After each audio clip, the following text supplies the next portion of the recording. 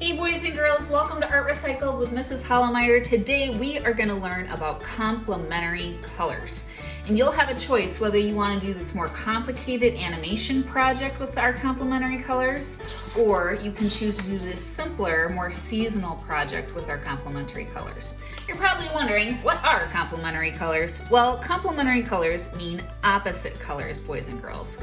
So just like black has its opposite of white, every color has its opposite.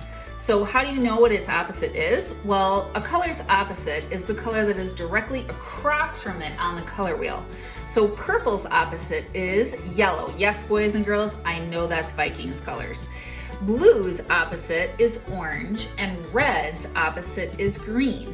Now, here's why this is important to know. If you put a color by its opposite color, it tends to want to pop out and stand out, just like white pops out next to black. Also, if you mix complementary colors, like let's say if I mix red with green, you're gonna either get brown or you're gonna get gray. Sometimes when I mix purple and yellow, I'll get a gray, but if I mix orange and blue, I'll get a brown. So boys and girls, that's why knowing color opposites is important. So let's get started on our project. Now boys and girls, here's one version of this project. This is kind of the seasonal holiday version of this project. Obviously, I put an orange pumpkin with a blue background, a yellow leaf with a purple background, and a green evergreen tree with a red background, kind of symbolizing October, November, December, and kind of the holidays that go with those. But I've had kids switch this up. So if you celebrate Hanukkah, maybe you want to draw the Star of David for your yellow object, right? Or if you want to make this project more complicated, I've had kids switch the leaf to a maple or an oak leaf, and they've done this super detailed Christmas tree. Another version of this, and this is the version that I'm going to show you today more so, is how to do an animation with this. So boys and girls, I'm going to show you how to draw an acorn, and we're going to make it look like the acorn is falling to our little cartoon character that's down in the corner, our prehistoric squirrel, who kind of looks like the guy from Ice Age, who is trying to eat and catch the acorn. This also creates movement, boys and girls. That means that your eye starts in one part of the artwork and it's moving in a direction. The colors help do that, but also these lines help do that, and they help the acorn to look like it's falling. For this project, all you need is a piece of paper, and you can use whatever you want. You could use markers, you could use crayons, you could use watercolor paint. You can even mix them together. So in this one I used markers and watercolor paint, and this one I only use markers. So you decide what's best for you. So the first thing you're gonna have to do, no matter what version you're doing, is you have to divide your paper into thirds, boys and girls. Yes, we're doing a little bit of math. So you're gonna need a ruler, and this is a little bit of the harder way to do it because we have to measure. There is a folding way, which I'll show you how to do in a second. But your ruler should be about 12 inches long, and you wanna make marks at 4 inches and 8 inches. And then you wanna take and turn your ruler the other way, and what you're gonna do is you're gonna draw straight lines like this. And you can do this with black crayon or a black marker or whatever you got. Now, here's the other way to do this, boys and girls. If you have a white sheet of paper, and if measuring is a little hard for you, fold it like a tube. Then when your two ends of your paper, so one hits the interior edge and the other end is on the outside edge, fold your paper and squish it like this.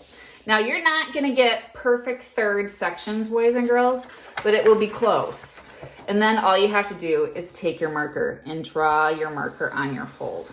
So if measuring is very hard for you and you can't do it, you keep getting your measurements wrong, try it this way, okay? So now my paper is divided into thirds, and I'm going to teach you how to draw the acorn. What you want to do is you want to start in this middle one here, because this is the one where the acorn is facing you. You're going to take your marker or crayon, whatever you got, and you're going to kind of make a half circle that comes down, and then it kind of rounds a little bit at the bottom. It doesn't really come to a corner. That's kind of a rounded edge. There we go, like that, okay? Now I'm gonna take this, and kids wanna just go almost straight down to the middle, and that's gonna kind of leave you with something almost like a heart shape. I'm gonna take my half circle and go straight down. So I'm gonna go right here and I'm gonna make a dot. That's the point that I'm going to at the bottom of my acorn. I'm gonna go not right at the edge, but just a little bit in, and I'm actually gonna go straight down. And I'm gonna go straight down until I'm about halfway between this and the dot. And then I'm gonna do the same thing on the other side. Now I'm gonna take this and I'm gonna curl in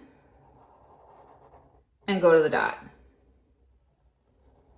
And boys and girls, I just want you to know, it is hard to get this symmetrical, so if you have to erase and try it a couple times, that's okay too. That's the benefit of doing it in pencil first, but it's okay if you don't. I'm just doing it with Sharpie today. So now for the top of the acorn, I'm actually gonna draw the stem inside the acorn. It's just a rectangle, and then I'm gonna color it in. And for the top of the acorn, I make basically these upside down triangles, or they look like letter V's. The V's are big towards the bottom edge of the top here, but then as I go up, they start getting smaller. So these would be large ones here, these are medium ones here, and then these are really tiny ones here. Boys and girls, that kind of adds a little bit of a 3D effect to your acorn. There we go, and that's it. So now, boys and girls, you're gonna see me fast forward through this. I'm gonna keep drawing my acorn, but I'm going to turn it from different directions.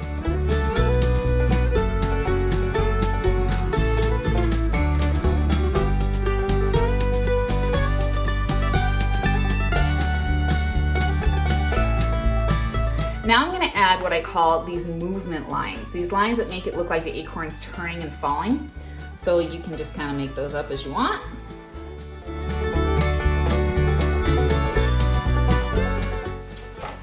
All right, last but not least, boys and girls, I'm gonna teach you how to draw this little guy, my prehistoric squirrel in the corner who's just waiting for that acorn to come down. All right, boys and girls, now I am all the way down here by my lowest acorn. So first, you kind of want to start with the nose, and it's kind of an upside down triangle that kind of goes like that. Color that in.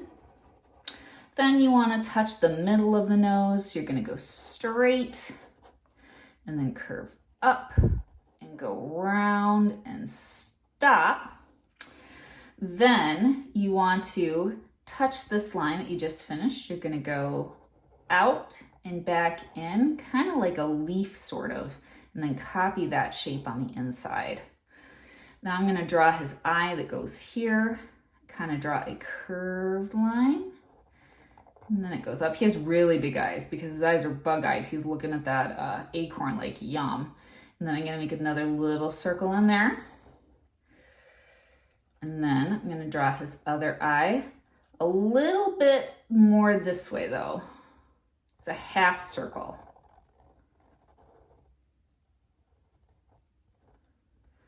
Okay.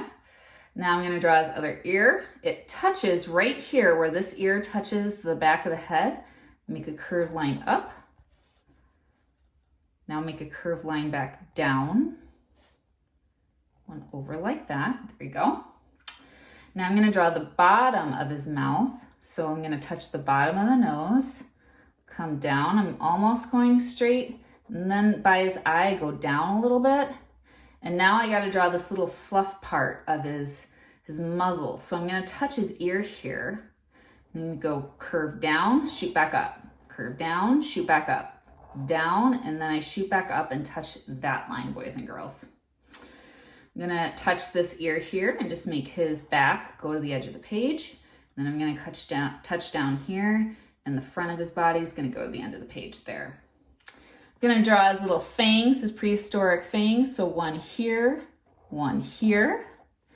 and then I'm going to touch right here. So not at the end, but right here, curve my line up, make him smile. He's licking his chops, and there you go. Now he's looking at our acorn.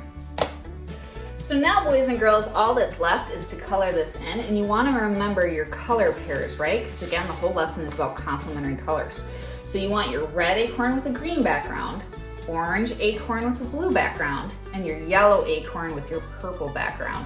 And you can color your prehistoric squirrel however you want. You can kind of tell I kind of mixed some colors in there for mine. So I hope you had fun with this lesson, and I hope you love learning about complementary colors. I will see you next time. Bye.